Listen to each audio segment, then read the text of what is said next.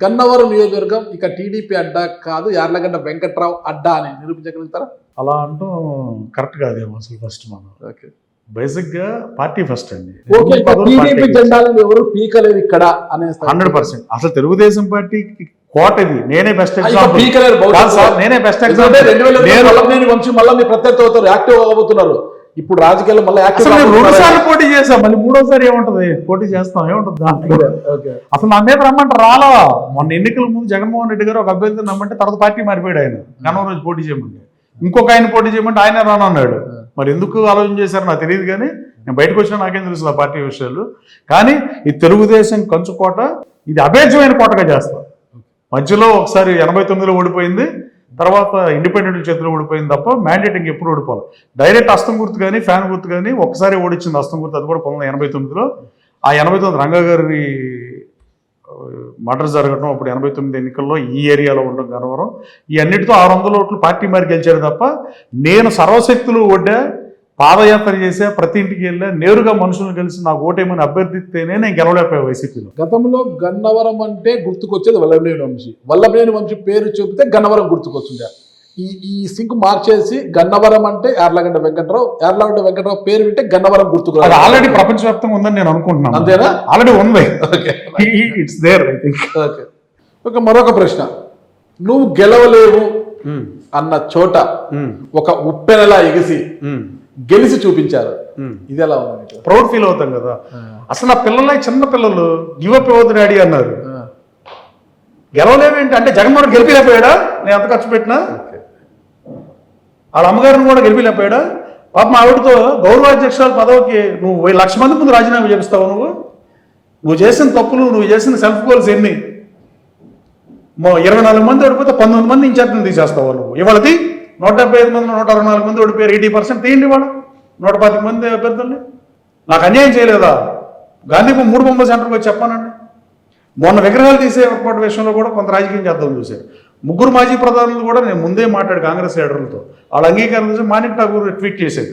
గన్నవరంలో జవహర్లాల్ నెహ్రూ గారి విగ్రహం, దివంగత ప్రధాని రాజీవ్ గాంధీ గారు, ఇందిరాగాంధీ విగ్రహాలకు అన్యాయం జరిగిందని నేను ఎమ్మటే రీట్వీట్ చేశాను. నేను ప్రెస్ మీట్ పెట్టాను. మహానుభావులు దేశాన్ని సర్వీస్ చేశారు, కాంగ్రెస్ పార్టీ ఇవ్వకపోతే నడవకపోతే ఆ మహానుభావుల విగ్రహాలు కూడా పెడతానని చెప్పాను. మాణిక్ ఠాకూర్ గారు పెట్టా, షర్మిల గారికి కూడా పెట్టా. వాళ్ళిద్దరు ట్వీట్ చేస్తే రీట్వీట్ చేసేది.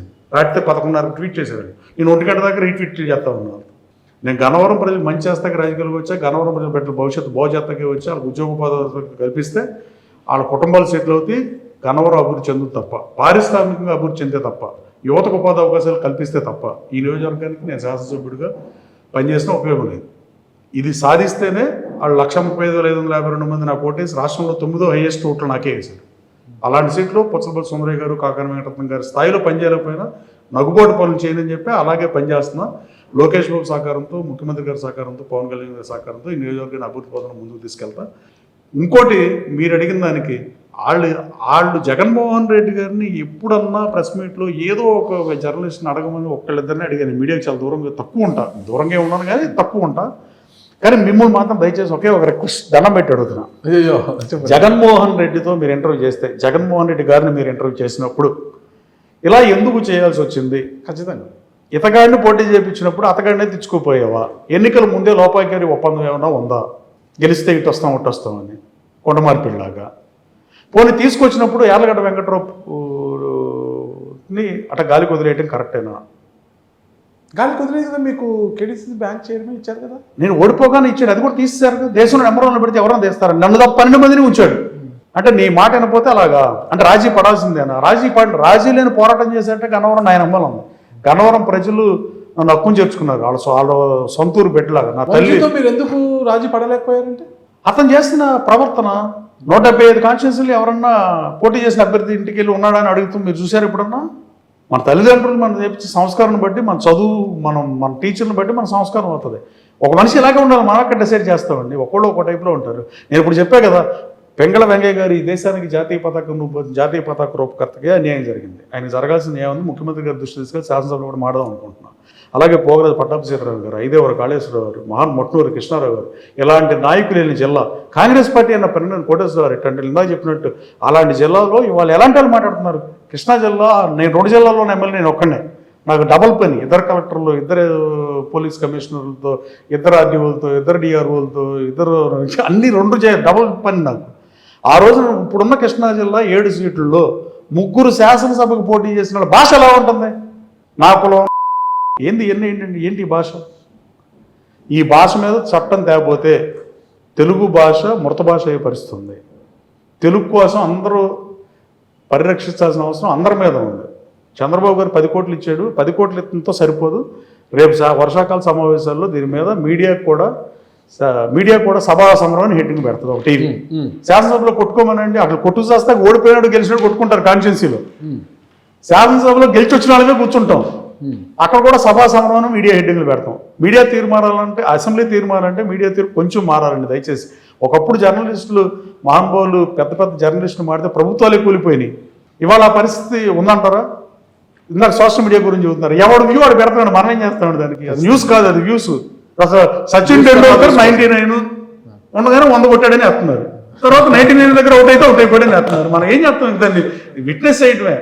సమాజం అయితే ప్రతి 10 ఏళ్ళకి మార్పు చెందుద్ది. సమాజంలో మార్పును అంగీకరించలేము, కానీ యాక్సెప్ట్ చేయాల్సిన నిజం. తెలుగు పౌర సమాజంలో తెలుగు భాషను కాపాడాల్సిన అవసరం రాజకీయ పార్టీల మీద ఉంది. 33% రిజర్వేషన్ అనే రాజకీయ పార్టీలన్నీ కూడా స్త్రీల మీద ఇలాంటి వ్యాఖ్యలు చేస్తే సృష్టికి మూలమైన స్త్రీని అలా అవమానితం కూడా బాధాకరం. అది ఎవరు చేసినా, ఏ పార్టీ వాళ్ళు చేసినా. వీటి మీద చట్టం తెస్తే చంద్రబాబు నాయుడు గారు, పవన్ కళ్యాణ్ గారు, ఎన్డీఏ కూటమి ప్రభుత్వం, బీజేపీ కూటమి ప్రభుత్వం తక్షణం చట్టం తేవాల్సిన అవసరం ఉంది. నేను బలంగా నమ్ముతున్నాను. లేకపోతే రావాలని నేను కూడా కోరుకుంటున్నానండి. ఫైనల్ ఒకటే ప్రశ్న, ఇప్పుడు మీరు ఏదైతే నడుస్తున్నారో ఏడాది పూర్తయిన తర్వాత విజయ ఎమ్మెల్యేగా మీరు మీ నియోజకవర్గంలో ఒక పద్ధతిలో ఒక మార్గాన్ని అనుసరించి ఒక లక్ష్యంతో ముందుకు పోతున్నారు. ఇదే లక్ష్యంతో ఇంకా రాబోయే 4 సంవత్సరాలు కూడా నడిచి 2029లో మీ విజయానికి సోపానంగా చేసుకోగలనన్న భరోసా గట్టిగా ఉంది మీకు? 100% ఉంది. ఓకే, ఎక్కడ డివియేషన్ కాకుండా, ఎక్కడ డివియేషన్ ప్రమాణం చేయగలరా? 100% ఉంది, ప్రమాణం చేయగలను. ఓకే, ఎందుకంటే ప్రమాణం చేయడం వల్ల ఈ 4 ఏళ్ల పాటు ఇప్పుడున్న స్ఫూర్తితోనే ఎక్కడా కూడా ఒక రూపాయి అవినీతి అనేది లేకోకుండా, ఒక తట్ట మట్టి ఎత్తకుండా, అవినీతి తట్ట మట్టి అనేది అయిపోయింది. భవిష్యత్తులో కూడా అక్రమ మైనింగ్ సక్రమ మైనింగే జరుగుతుంది. ఇప్పుడు నా మీద ఆరోపణ నేను ఆపానని చెప్పి అనుకుంటున్నారు కాన్స్టిట్యున్సీ అంతా. కొత్తలో నేను అసెంబ్లీలో మాట్లాడాను ఇదే విషయం, ప్రెస్ మీట్లో చెప్పాను. నేను కాదు బాబు ఆపిందని, ప్రభుత్వం ఆపింది, పాలసీ తీసుకుంటాను. ప్రభుత్వం మొన్న 890 ఎకరాలు అలా కట్టబెట్టింది. నేను దేవుడు ఆ అవకాశాన్ని ఇప్పుడు దాకా నాకు కల్పించలా. దేవుడి దేవల్ల నేను బాగానే ఉన్నా. ఇప్పుడు వరకు నేనేమి ఎరగనని ప్రమాణం చేస్తున్నా.